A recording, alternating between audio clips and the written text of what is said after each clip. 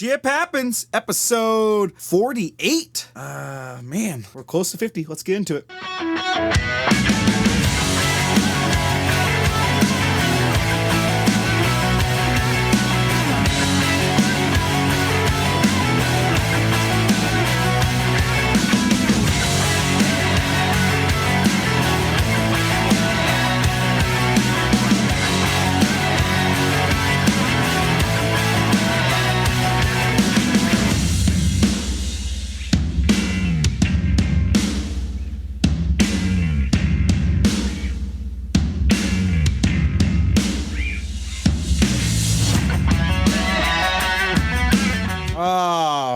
Sorry, I got a little off track. I was reading an email right now, and wow, how for this? Interesting. What? Okay. Anyways, that's a separate talk. Okay, let's get into Ship Happens. Today we're gonna continue on with the tool thing. I actually got a lot of common suggestions about tools, and I think it's really important to know what tool you're buying, what brand of tool that you are buying. All right. So we're gonna go through, and I'm gonna tell you guys a little bit about my backstory or my history with buying tools, and we'll go through there. All right, let's jump into it. No song today, right into the story. Here we go. All right, so I've always had the, I guess, motto of buy the best. No matter what brand makes it, buy the best. And that has gotten me pretty far, but we have to understand what best is and who best is, right? Depending on what tools we're buying, one tool is going to be better than the other, right? And there are some of the tools I'm going to read on this list that are, you would consider the best, and they're owned by people who also own brands that we don't consider the best. So we have to understand, before I go on and talk about brands, we have to understand what brands are generally considered to be good, bad, okay, decent, whatever, right? The very bottom pole of the tools are what I call hobbyist or single-use tools. I would consider Harbor Freight tools. Now, don't turn it off right now. We'll get to Bosch and all, not Bosch, Bauer and Hercules, all of that, right? But when we talk about Harbor Freight tools, Drill Master comes to mind, or Warrior. Those are single-use entry-level tools, and I'll talk about Warrior tools here in a minute. But those are your single-use hobbyist type tools, right? Then you move up to the next one, which I call apprenticeship tools, right? I would consider that to be Ryobi,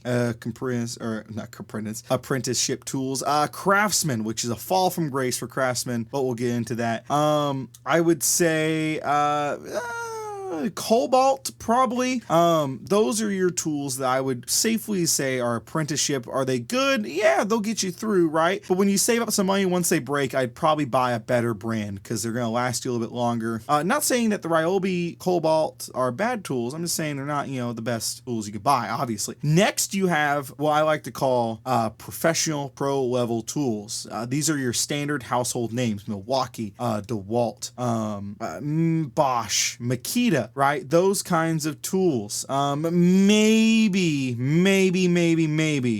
just maybe rigid power tools, right? And we're gonna get to the separation there here in a moment. All right. So let's talk tools. All right. Let's talk tools. Let's talk about what some of the things that are coming out and what makes some brands better than other. Now, a lot of stores have their own store brands. I'm going to include them in this list. Oh, I missed one thing. After Pro, have your I would say beyond Pro, expert level. You have your entry hobbyist level, but then you have your super, I baby this tool. This tool's the best. It could be tools that are beyond pro level tools. Some would for sure say, man, I'm drawing a blank right now. Festool, one of them, pro level, high quality tool. Mirka, the sanding company. I mean, I know they make more than sanders, but you also have some people would say Snap-on is in that expert level tool, but it's, I don't know. So you have those types of tools, and there are some tools that creep into that and some tools that don't. Really just depends on how it kind of goes from there. All right, let's talk brands. Now, I can name a ton of different tool brands. Currently in the global market, Bosch and Stanley Black & Decker own over 1/4 of all tools, of all tool companies. 1/4 owns it. Now, I'm going to list some tool companies, and this is not a comprehensive list of all the companies they own. right? These are massive tool brands and they own some tools that may shock you a little bit. All right, let's start talking about the most bought tool company. Number one, over $5 billion of sales. Top tool manufacturer in terms of selling tools. All right, here we go. Stanley Black & Decker. Now, in addition to owning Black & Decker tools and Stanley tools, Stanley Black & Decker also owns household names like DeWalt, Porter Cable, Craftsman now, Bosch Tools, Mac Tools, Linux, Irwin.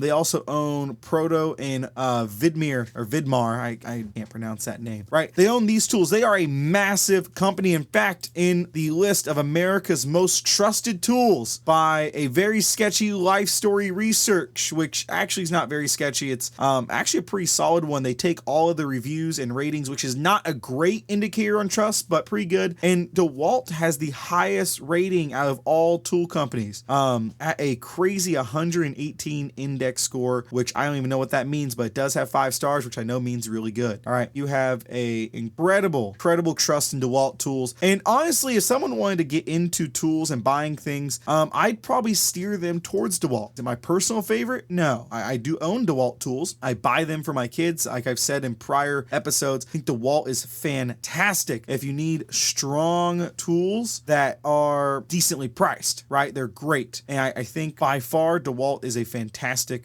choice. And if your battery dies, there's a good chance someone in your crew has DeWalt batteries that they can lend you in the instance that your battery dies. And they're fantastic. They're innovative. You know, the FlexVolt and now the Power Stack, they're fantastic tools and you can't be too mad. Going on with Craftsman, you know, Craftsman was a very time-honored brand. In fact, that is what we list as the number 2 rank of tools is Craftsman. So if you talk about the most trusted tools, right? Most trusted tools, DeWalt and Craftsman are number 1, or not number 1 and 2, I guess. So we have to really think about those 2 brands, and Stanley Black & Decker really putting a lot of force behind those brands. And you have other tools. I mean, they try to get a whole line of them. For example, you have Mac Tools, which are considered more the tool truck type brands that Snap-on would kind of compete with. And Mac Tools are, I'm not a fan, but you know, they have their own purpose. They have their own point. Porter Cable the same way.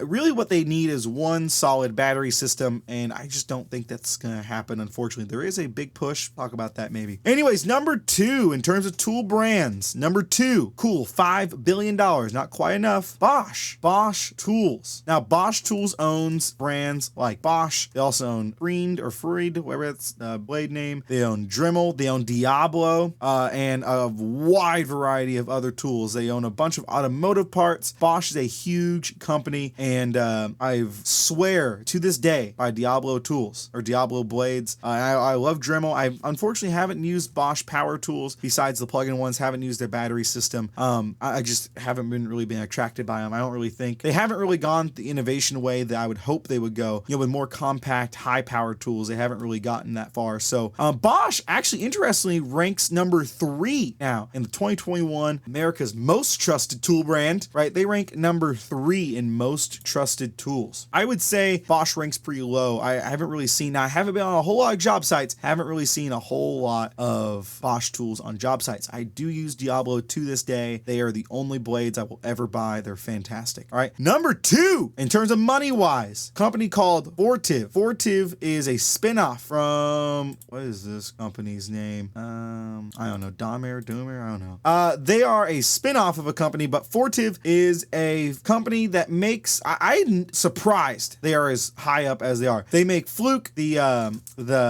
make electrical tools, that sort of thing. They also own Matco Tools, another large tool brand or tool truck brand. Matco and Snap-on are kind of the direct competitors to each other. They also own Textronics and a couple other kinds of tools, right? I have no idea about any of these brands in terms of how I've used them, but I am kind of impressed by them. So to get up to number 3, they're just under $5 billion in sales. All right. Next, third, and they don't really rank in the they don't rank in the top things there. Next company, just under $5 billion of sales, is called TTI. Now, a lot of people online love Milwaukee tools, and I do have to give Milwaukee praise. They are pretty amazing, right? You can't be super mad at Milwaukee tools. They are fantastic. I've used them tremendously, and I love them. I think they're fantastic tools. Are they better than others? It depends on what tool we're talking about. But TTI, they are a large manufacturer manufacturer. They're one of the fastest growing tool manufacturers in the world. They're stationed in China. They're a Chinese brand. No hate yet. All right. So they make Milwaukee tools. They make Empire tools. They make Hoover. They make AEG, Home White, Dirt Devil, the new Hart tools. They're at Walmart, not the other Hart, that one that kind of been closed away. They also make Stiletto, a fantastic hammer brand. I think I said Dirt Devil already. What really trips people up is that a lot of people want to knock Ryobi as a tool brand. I hate their color. I think it looks ugly, but Ryobi is the same company owned by the same person as Milwaukee. So eventually Milwaukee kind of flows out to Ryobi. Now there's a brand on there that many of you may not notice called AEG, and that is rebranded in the United States as Rigid Tools, not Rigid Plumbing. There's two different Rigids. It's very confusing. Rigid Plumbing is owned by a company called Emerson. We'll get to that in a minute. Rigid Tools is owned by TTI. During the split, back when Rigid needed some money, I believe the story goes, don't quote me on this, Rigid sold off their name rights for tools, TTI,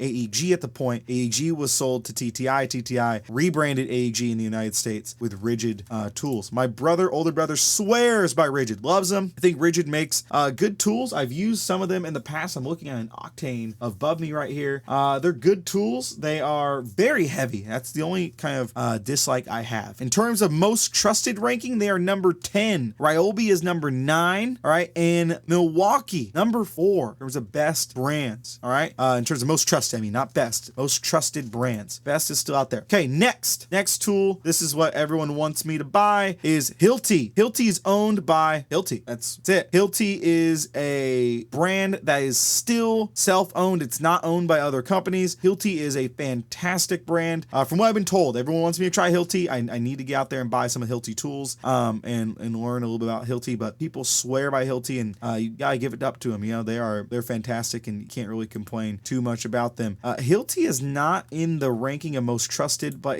I'm assuming it's not really used. I haven't really seen too many people pull out their Hilti tools and start using them. Next, company called ITW,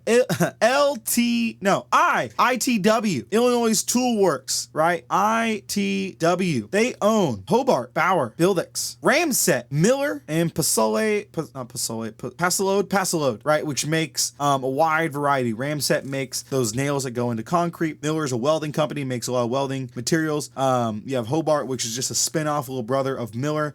Fantastic brand. I use Miller as my welder of choice. I have a Miller helmet. Love Miller, and I think they're fantastic. They are not ranked in the most trusted tool brand, but they really don't make tools that are 100% used. They're still American. As a company, they're fantastic tools, but they're not like hammers, that sort of thing. They are more specialty type building tools, and you gotta give it up to them for being as good as they are. Next is Makita. Makita is its own brand. It makes tools, equipment. My grandfather loves Makita, swears by them. To this day, I still like Makita. I use them all the time. I built many projects using Makita impacts and Makita tools. I still have normal Makita tools I use almost every day. I love them.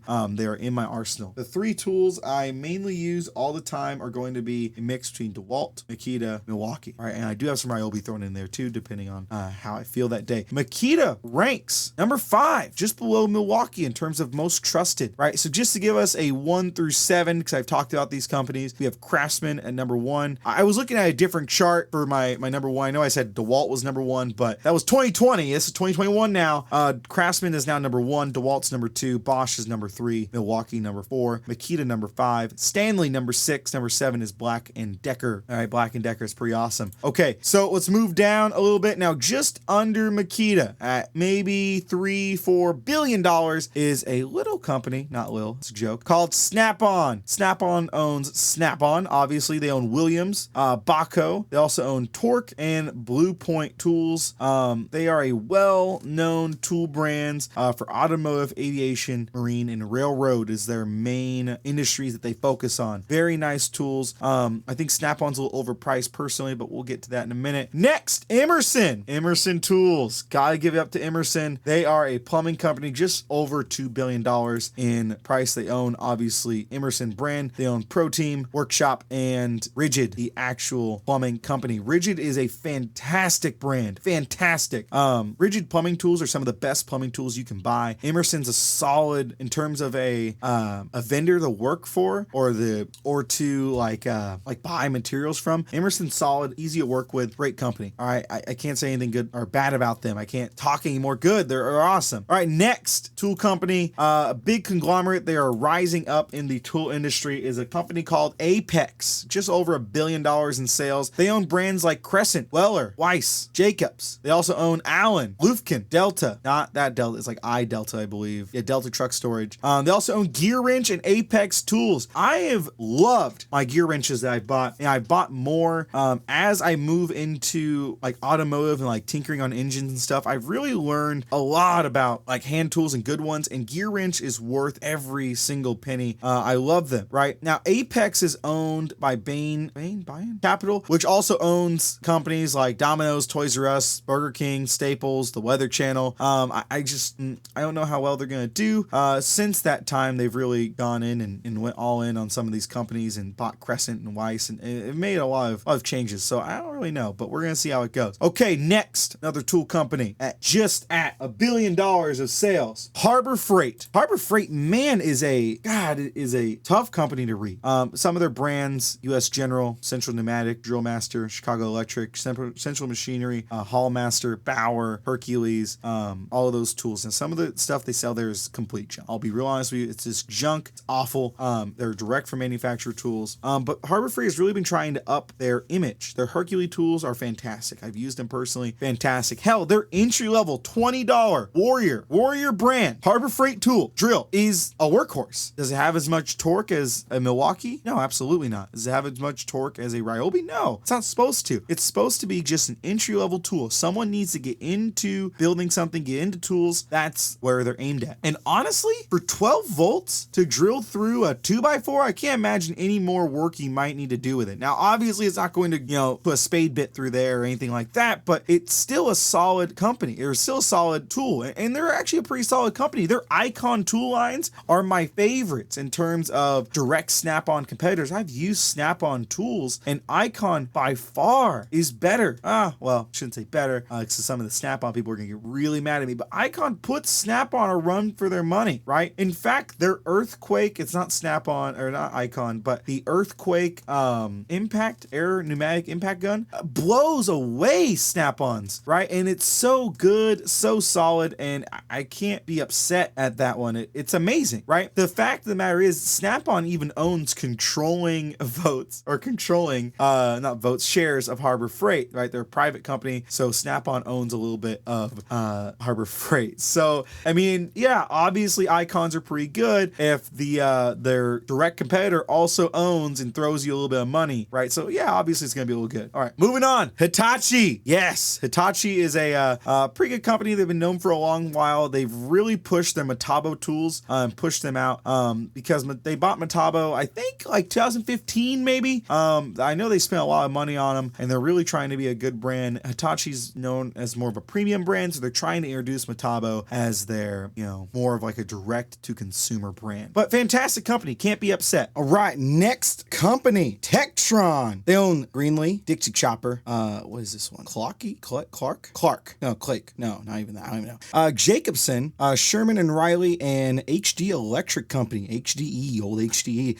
Tectron is a interesting company. I own, I always mispronounce this. It's not the same. I own a Tecton ratchet wrench, and I always mispronounce or like misassociate this with Tectron, right? And Tectron is just under $1 billion in total sales. All right, so you got Tectron, solid company. They also own an interesting portion of Jacobson, which is what I use. I used to work at a golf course. Now I used Jacobson deck mowers to mow all of my, the fairways. Not really the fairways, more of like the rough around the greens and all the rough areas of the course. They're fantastic mowers. I love them. Kind of hard to find some parts, but it's whatever you can get. So anyways, interesting company. They're not huge in the tool. They're huge in tools thing, probably because of Jacobson, and they also own quite a variety. I want to know, okay, I gotta look it up because I'm curious what the heck Dixie choppers are. I'm assuming it is something in regards to motorcycles. No. Oh, what? It is a zero-turn lawnmower. The Dixie chopper is the world's fastest lawnmower. I'm trying to load this website. Internet's not working out right here. This is what is this website? This is crazy. Dixie chopper. So they own a lot of turf equipment. Their profile says they are a diversified manufacturer in aircraft, industrial, and automotive products. Wow. Okay.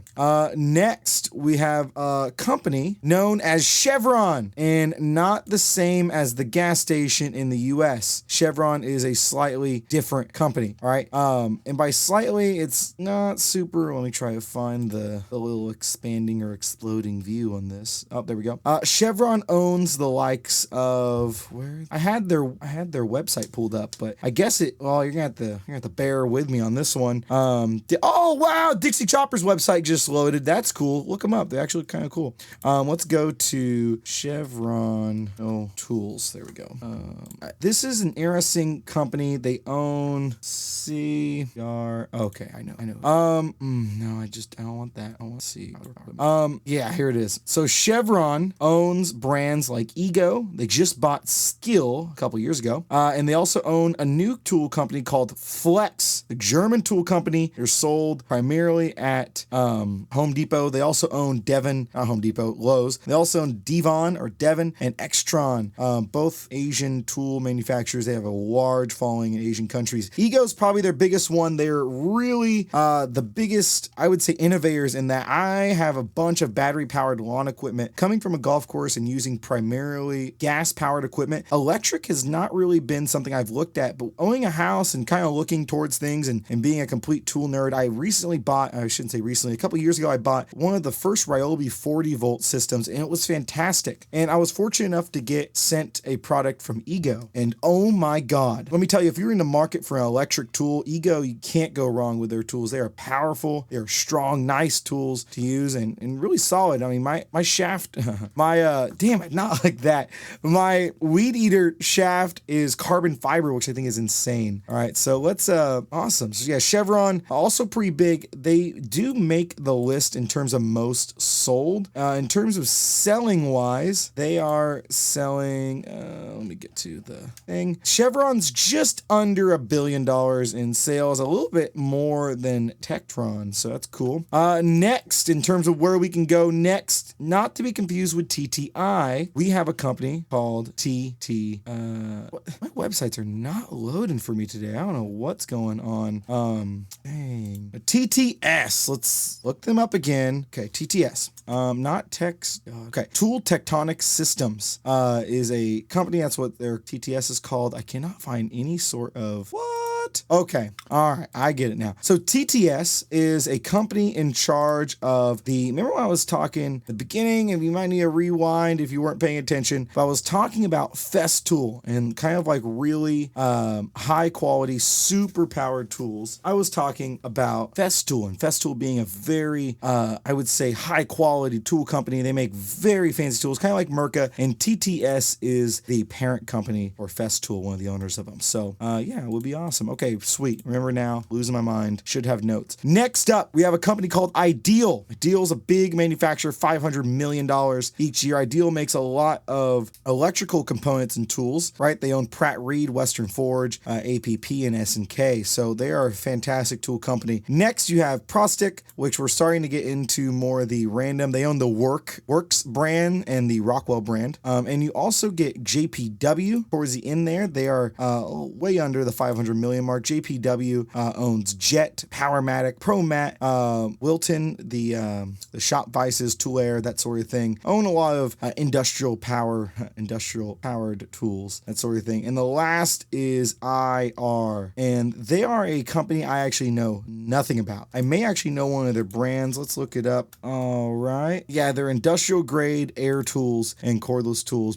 They're Ingersoll Rand, whoever. Yeah, they look like they're for sure. They have some cordless tools, it looks like, but they look like they're mainly powered towards or going towards air tools for shop and industrial kind of applications. That's pretty cool. I have no idea who they are, but they're up there in terms of the largest tool brands. So moving on, there's two, I guess I want to talk about store brands more than anything. So if we're talking about store brands in the United States, the biggest retailer of tools is going to be Home Depot and Lowe's, right? Home Depot owns the Husky brand and the HDX brand. Those brands are owned and manufactured by Home Depot. Now, if you look at Ryobi and Works, they are exclusively sold at Home Depot. So Ryobi is not owned by Home Depot. A lot of people think Ryobi's owned by Home Depot, and they're not. They're actually owned by TTI, people that own Milwaukee. Okay. Now, if we go to Lowe's, Lowe's owns Cobalt and Blue Hawk. Cobalt has been really expanding out into try to really get into some of Home Depot's profit margins there with Ryobi, but Lowe's is the one actually going through and selling Cobalt. Are they better than Ryobi? I don't really think so, in my personal opinion. I've used plenty of Cobalt tools, and while they might be fantastic, they're not really my cup of tea in terms of tools to use. All right, let's go into Harbor Freight versus these three. If I'm thinking about Ryobi, if I'm thinking about Cobalt, I'm thinking about they make tools that are very common, but they also innovate tools, right? They also make innovative power tools, and that's what Harbor Freight lacks. Harbor Freight is not making innovative things. They are making copycat tools, right? They are making tools that we've already seen before, but I'm not getting a brand new tool from Harbor Freight. And I think in my now maturing opinion of Harbor Freight and more accepting opinion and being okay with saying that, yeah, I buy things from Harbor Freight and they make, some good things. They make some bad things. We got to be realistic with ourselves, If I look back on it and I see where Harbor Freight's weakness is that they are not being innovative with the brands they do own. You have Hercules, Bauer starting to make some really big pushes into like good quality tool territory, but one that's confusing as hell to buy some of these tools. You have to buy a battery, a charger, and the tools separately, right? Which could be a good profit or it could be a good model, but it's so weird and it's not quite the standard for buying tools. So you kind of run into a little bit of an issue where you'll actually be paying more for a tool than if you were just to buy the kit from Home Depot of a tool that's very similar, right? Because you're buying all these things together. You really don't know. Hell, Hercules has 3 chargers. You have the basic slow charger, you have the middle ground charger, which also charges the 12-volt Hercules batteries. Then you have the fast charger. Like, what the hell are we doing right now? So Harbor Freight really needs to marry those tools together and figure them out. All right, let's recap real quick before we call it a day. So in terms of the most trusted tool brands, I'm going to go through the list completely now. All right, here are the 13 most trusted tools from this study. Craftsman number 1, DeWalt number 2. Number 3 is Bosch. Number 4, Milwaukee. 5, Makita. 6, Stanley. 7, Black & Decker. I really call BS on both of these two. I think they should be way lower down. 8, Cobalt. 9, Ryobi. 10, Rigid. 11, Hitachi. 12, Husky. And 13, Irwin. I understand with this study, I think the reason why some of these tools rank higher is just brand recognition. Maybe not top power tools or top hand tools, but top brand recognized power tools. You look at the top 3, those are very recognizable brands throughout many different industries, right? Even if you look at Stanley, Black & Decker, there's going to be some people that may know Black & Decker more than they know Ryobi or Cobalt. Black & Decker really isn't making, high quality power tools. They're more into that market that Harbor Freight's at with their Warrior brand. But I'm really curious to see if this changes any, right? Really curious to see if there's any sort of change in this. In fact, DeWalt and Craftsman, if we were to look at this, is tied. And I don't know why they chose Craftsman over DeWalt, but interesting. They're owned by the same company. All right. And they're not really, I don't know. Anyways, I'm stuttering there. I hope you guys enjoyed this talk about tools. Really think twice when you buy your tools. Make sure you're not buying a brand, but you're buying a good quality power tool. At the end of the day, your tool is going to be what's building you. What the hell? Your tool is going to be what is going to make you money. It's going to be what's building whatever you're going to be building. So make sure that tool's good, right? It doesn't matter if it's red, orange, blue, purple, green, whatever. Make sure it's a good tool that you are comfortable using. All right. All right. Follow me _Chip Happens on Twitter. Tweet me if you have any ideas. We are close to 50 episodes. We got 2 more from this? All right, guys, we'll get there. I appreciate every single one of you. Have a great rest of your day. Peace.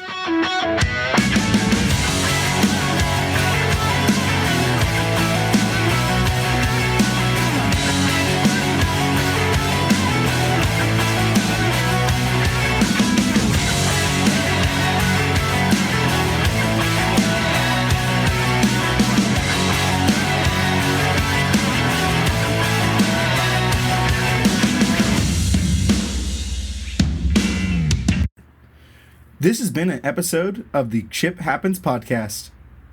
Thank you all for listening, and I will catch you next week with another exciting episode.